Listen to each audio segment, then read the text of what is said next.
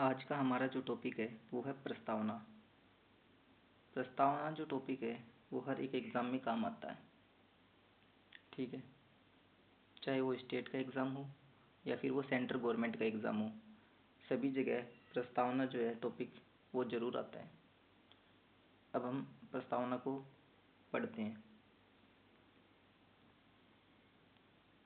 हम भारत के लोग भारत को एक संपूर्ण प्रभुत्व संपन्न समाजवादी पंथ निरपेक्ष लोकतंत्रात्मक गणराज्य बनाने के लिए तथा उसके समस्त नागरिकों को सामाजिक, आर्थिक और राजनीतिक न्याय, विचार, अभिव्यक्ति और विश्वास, धर्म और उपासना की स्वतंत्रता, प्रतिष्ठा और अवसर की समानता प्रदान करने के लिए तथा उन सब में व्यक्ति की गरिमा और राष्ट्र की एकता और अखंडता सुनिश्चित करने वाली बंधुता को बढ़ाने के लिए दृढ़ संकल्प होकर अपनी इस संविधान सभा में आज दिनांक 26 नवंबर 1949 ईस्वी को मिति मार्ग शुक्ल सप्तमी संवत 2006 विक्रमी को अत्यंत द्वारा इस संविधान को अंगीकृत, अधिनियमित और आत्मर्पित करते हैं।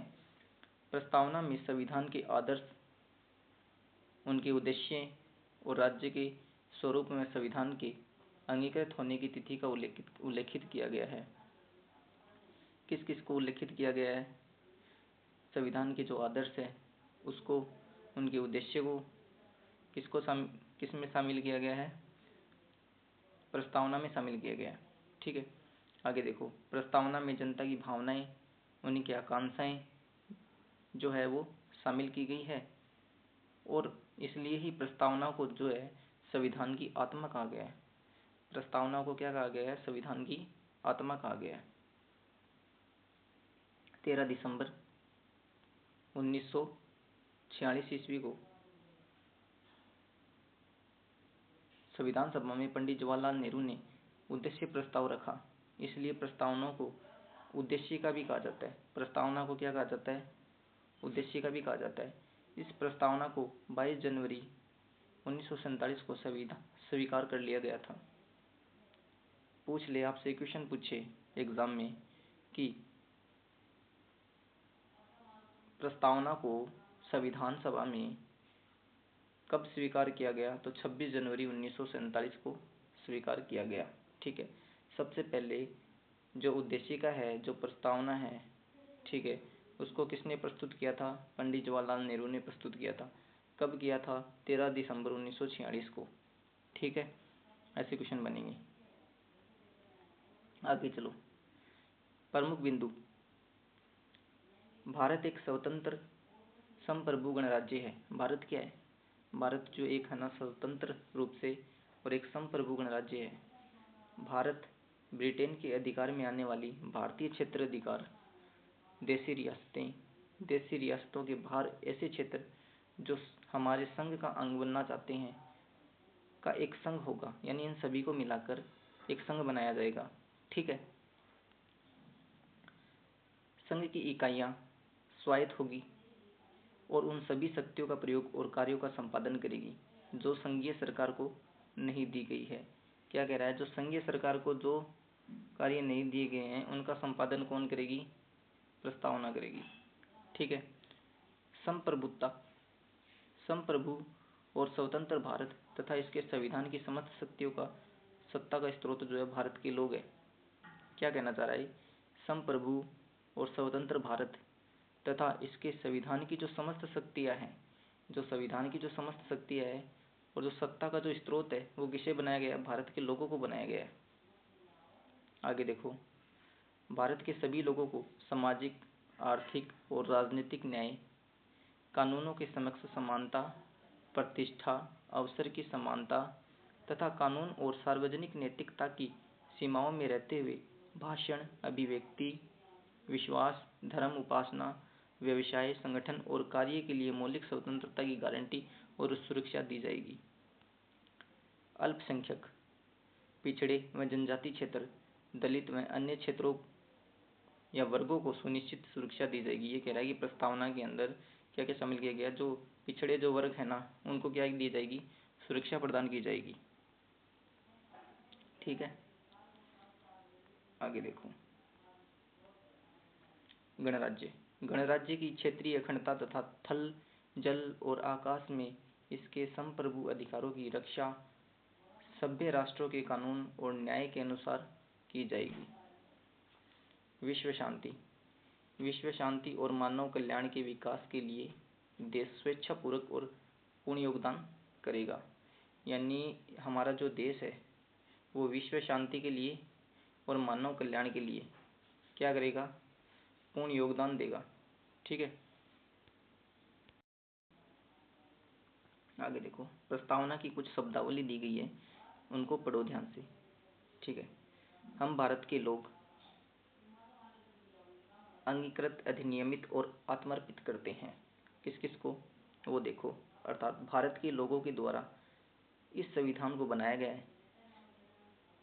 जो संविधान है उसको किसने बनाया है, भारत के लोगों ने बनाया है। किसने बनाया है, भारत के लोगों ने बनाया है। ठीक है, और उसको स्वीकार किसने किया है, भारत के लोगों ने स्वयं ने स्वीकार किया है और लागू किया है। भारतीय जनता को समर्पित है।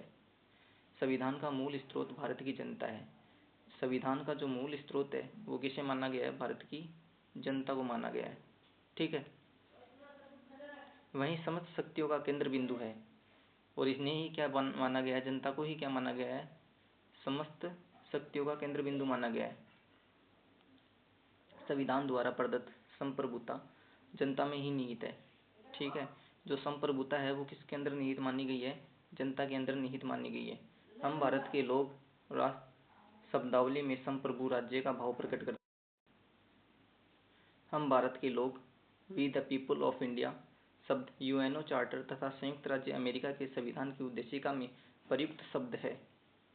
ठीक है, हम संयुक्त राज्य अमेरिका के लोगों के समान है, जैसे ही हमारी प्रस्तावना में, ठीक है, और हमारे संविधान में ये लिखा गया है हम भारत के लोग, वैसे ही जो अमेरिका की जो प्रस्तावना है, जो उद्देशिका है, उसमें क्या लिखा गया है, हम संयुक्त राज्य अमेरिका। ठीक है, दोनों मिलते जुलते हैं। आगे देखो, अंगीकृत, अधिनियमित और आत्मर्पित करते हैं। यह जो शब्दावली है यह आयरलैंड से ली गई है। कहाँ से ली गई है, आयरलैंड से। आयरलैंड से 3 शब्दावली हमारी प्रस्तावना के अंदर ली गई है। वो कौन सी है, ध्यान से देखो, अंगीकृत, अधिनियमित और आत्मर्पित। ये तीनों शब्दावली कहाँ से ली गई है, आयरलैंड से ली गई है। ठीक है, आगे देखो, अब लोकतांत्रिक, यह शब्द भी हमारी प्रस्तावना में था, इसके बारे में जानो। इसका अर्थ है कि शासन संचालन की जो शक्ति है, शासन संचालन की जो शक्ति है भारत की जनता में निहित होगी। कहाँ होगी, जनता में निहित होगी। यानी शासन कौन करेगी, शासन जो है वो जनता करेगी। ठीक है, प्रस्तावना में राजनीतिक, लोकतंत्र के साथ साथ, यानी प्रस्तावना में क्या शामिल किया गया है, राजनीतिक लोकतंत्र शामिल किया गया है। ठीक है, उसके साथ में सामाजिक और आर्थिक लोकतंत्र को भी शामिल किया गया है। कितने लोकतंत्र शामिल किए गए हैं, 3 लोकतंत्र शामिल किए गए। एक तो राजनीतिक लोकतंत्र, एक सामाजिक लोकतंत्र और एक आर्थिक लोकतंत्र। ठीक है, 3 प्रकार के लोकतंत्र शामिल किए गए, याद रखना अच्छे से। फिर गणराज्य। गणराज्य इसका अर्थ क्या है, राज्य का जो प्रमुख है वो जनता होगा। राज्य की प्रमुख कौन है, जनता। जनता द्वारा निर्वाचित व्यक्ति होगा, न कि वंशानुगत। सॉरी, अच्छे से पढ़ो, देखो ध्यान से क्या कहना चाह रही है। इसका अर्थ जो है, राज्य का प्रमुख जनता द्वारा निर्वाचित व्यक्ति होगा, न कि वंशानुगत। अर्थात भारत का राष्ट्रपति जनता द्वारा निर्वाचित किया जाएगा। ठीक है, पहले क्या होता था कि राजा का बेटा जो है राजा बनता था, पर अब ऐसा नहीं है। भारत एक लोकतंत्रात्मक गणराज्य है, इसी कारण यहाँ पे क्या किया जाता है, चुनाव किया जाता है। चुनाव होने की वजह से जनता द्वारा जो व्यक्ति चुना जाएगा वो ही क्या करेगा, भारत पर शासन करेगा और उसका संचालन करेगा। ठीक है, शासन तो एक तरीके से जनता ही करेगी। जनता के द्वारा जो चुना जाएगा व्यक्ति वही क्या करेगा, सारे काम करेगा। इसमें ये कहा गया है। न्याय, प्रस्तावना में देखो 3 प्रकार के न्याय बताए गए हैं। कौन से न्याय हैं, सामाजिक न्याय है, आर्थिक न्याय है और राजनीतिक न्याय है। हमें एग्जाम में पूछा जाएगा कि प्रस्तावना के अंदर कितने न्याय शामिल किए गए हैं, तो हम बताएंगे 3 न्याय, सामाजिक न्याय, आर्थिक न्याय और राजनीतिक न्याय। ठीक है, फिर स्वतंत्रता, इसका अर्थ है प्रत्येक व्यक्ति को संपूर्ण विकास के अवसर उपलब्ध कराए जाए। स्वतंत्रता का अर्थ क्या है, हमें या सभी व्यक्तियों को क्या किया जाए, जो संपूर्ण विकास के अवसर है वो क्या किया जाए, उपलब्ध करवाया जाए। ठीक है। प्रस्तावना में विचार, अभिव्यक्ति, विश्वास और धर्म की उपासना की स्वतंत्रता दी गई है। प्रस्तावना में कौन सी स्वतंत्रता दी गई है? देखो 5 प्रकार की स्वतंत्रता दी गई है प्रस्तावना के अंदर। कितने प्रकार की स्वतंत्रता? 5 प्रकार की स्वतंत्रता। विचार की स्वतंत्रता, अभिव्यक्ति की स्वतंत्रता, विश्वास की स्वतंत्रता और धर्म और उपासना की स्वतंत्रता प्रदान की गई है। ठीक है। आगे देखो, समानता। कितनी प्रकार की समानता बताई गई है? प्रस्तावना में 2 प्रकार की समानता बताई गई है, प्रतिष्ठा की समानता और अवसर की समानता। ठीक है, ध्यान रखना, एग्जाम में पूछ लेगी प्रस्तावना के अंदर कितनी प्रकार की समानता दर्शाई गई? 2 प्रकार की समानता दर्शाई गई, एक तो प्रतिष्ठा की समानता होगी और एक अवसर की समानता होगी। ठीक है। बंधुता, इसका अर्थ है सभी नागरिकों के बीच भाईचारे की भावना को प्रोत्साहित करना, यानी सभी के बीच में भाईचारा बना रहे, ये प्रस्तावना के अंदर शामिल किया गया है। प्रस्तावना के अंतिम भाग में संविधान को अंगीकृत और अधिनियमित किया गया है। सही बात है, अंदर एंड में जो लाइन लिखी हुई थी प्रस्तावना की वो यहाँ पे मेंशन की गई है कि संविधान को जो है अंगीकृत और अधिनियमित किया जाएगा। ये किस में लिखा है? प्रस्तावना के अंतिम भाग में लिखा गया है। ठीक है। उद्देशिका को संविधान द्वारा सबसे बाद में स्वीकार किया गया है। संविधान सभा के द्वारा उद्देशिका को जो है प्रस्तावना को सबसे बाद में क्या किया गया? स्वीकार किया गया था।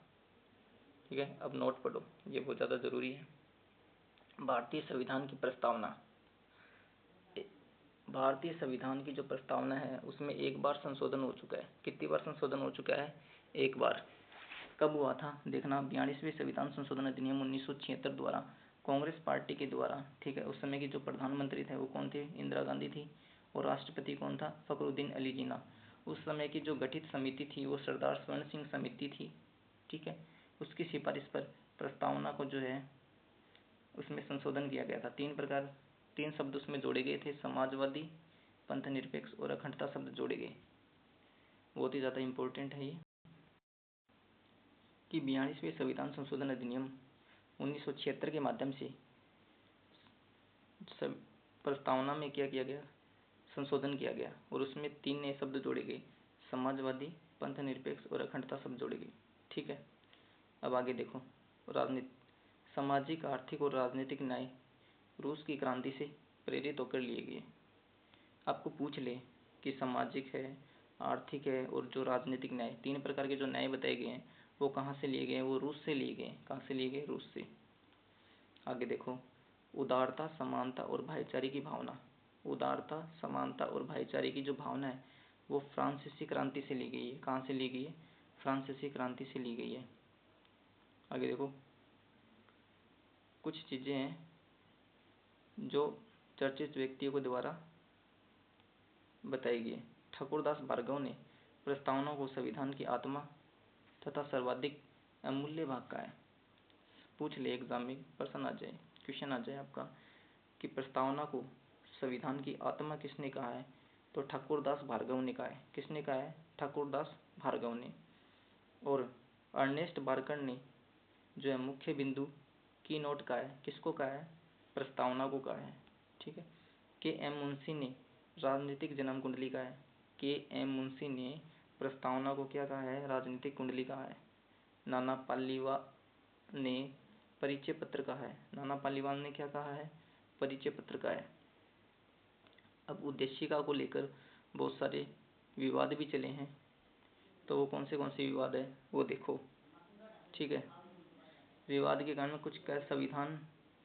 कुछ विवादों में देखो क्या कहा गया है, यह संविधान का भाग है या नहीं है, ये पता लगाने के लिए जो है उच्चतम न्यायालय ने अपने निर्णय दिए गए हैं। उनके निर्णय कौन से थे वो देखो ध्यान से। एक के गोपाल बनाम मद्रास राज्यवाद 1950 में न्यायालय ने कहा है कि उद्देशिका को न्यायालय में प्रेरित नहीं किया जा सकता। क्या कहा गया है कि उद्देशिका जो है, जो प्रस्तावना है, उसको न्यायालय में प्रेरित नहीं किया जा सकता। ये कौन से वाद में कहा गया है? ये एक के गोपाल बनाम मद्रास वाद में कहा गया है। आगे वाला देखो, बेरुबारी वाद 1960 में सर्वोच्च न्यायालय ने प्रस्तावना को संविधान का भाग नहीं माना, इसलिए प्रस्तावना में संशोधन नहीं किया जा सकता। ये तो बहुत ज़्यादा इम्पोर्टेंट है कि क्या कहा गया है कि सर्वोच्च न्यायालय ने क्या स्टेटमेंट सुनाया था कि प्रस्तावना को जो है संविधान का भाग ही नहीं माना जाएगा। ठीक है, अगर संविधान का भाग नहीं माना जाएगा तो प्रस्तावना में क्या नहीं होगा, संशोधन नहीं होगा, ऐसा कहा गया है। ठीक, अब हमारा जो ये टॉपिक है वो कंप्लीट हो चुका है। तो आप इस प्रस्तावना को जो है थोड़ा ध्यान से पढ़ लेना, इसी के अंदर से ही सब कुछ है। देखो इसमें क्या क्या बताया गया था। हम भारत के लोग भारत को एक संपूर्ण प्रभुत्व समाजवादी पंथ निरपेक्ष और लोकतंत्रात्मक गणराज्य बनाने के लिए उनके समस्त नागरिकों को सामाजिक आर्थिक राजनीतिक न्याय, कितने न्याय दिए गए थे, सामाजिक आर्थिक और राजनीतिक न्याय, 3 प्रकार के न्याय बताए थे ना। फिर आगे देखो, विचार अभिव्यक्ति विश्वास धर्म और उपासना की स्वतंत्रता बताई गई है। कितनी प्रकार की स्वतंत्रता होगी, विचार की, अभिव्यक्ति की, विश्वास की, धर्म की और उपासना की। ठीक है, 5 प्रकार की स्वतंत्रता हो गई। फिर देखो, प्रतिष्ठा और अवसर की समानता प्रदान करने के लिए 2 प्रकार की जो प्रतिष्ठा और अवसर की समानता प्रदान की गई है। उन सब में व्यक्ति की गरिमा और राष्ट्र की एकता और अखंडता सुनिश्चित करने वाली बंधुता बढ़ाने के लिए दृढ़ संकल्प होकर अपनी इस संविधान सभा में आज दिनांक 1949 ईस्वी को जो इस संविधान को अंगीकृत अधिनियमित और आत्मर्पित किया गया है। ये बात आई हुई थी हमारे, और इसके बारे में हम 1 बाय 1 सारे नीचे पढ़ के आए हैं। ठीक है, ये टॉपिक हमारा कंप्लीट हुआ। अब हम मिलेंगे नेक्स्ट टॉपिक में मिलेंगे। ठीक है, ध्यान रखो सब और अच्छे से पढ़ाई करो और इस वीडियो को ज़्यादा से ज़्यादा शेयर करना।